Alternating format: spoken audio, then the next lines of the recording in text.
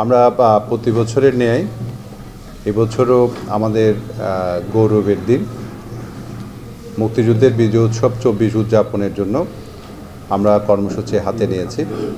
আমাদের এবারের স্লোগান হচ্ছে মুক্তিযুদ্ধের বিজয় আমাদের অহংকার। এই স্লোগানকে ধারণ করে আমরা এবারে উৎসব উদযাপন করছি। আমাদের এবারের উৎসবে আমাদের কক্সবাজারের যারা সাংস্কৃতিক কর্মী আছে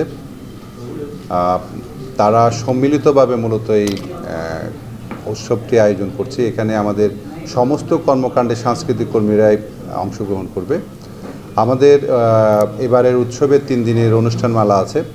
অনুষ্ঠানমালার মধ্যে মুক্তিযুদ্ধের স্মৃতিচারণ, নাটক, কবিতা আবৃত্তি, গান ইত্যাদি থাকবে।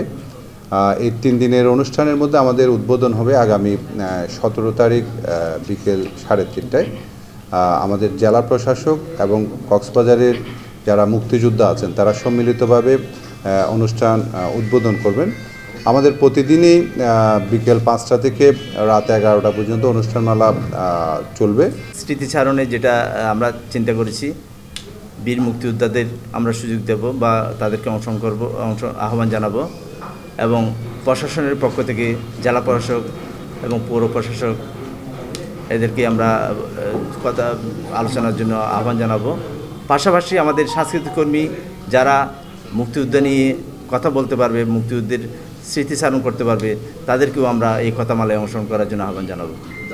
এবারের বিজয় উৎসবটা আসলে একটু বিশেষ তাৎপর্যপূর্ণ এই কারণে যে আমরা কক্সবাজারের প্রায় ৩০টির মতো সাংস্কৃতিক সংগঠন এবারে ঐক্যবদ্ধভাবে শুধুমাত্র সাংস্কৃতিক কর্মীরা মিলেই সিদ্ধান্ত নিয়েছে যে এবারের বিজয় উৎসবটা উদযাপন করবেন।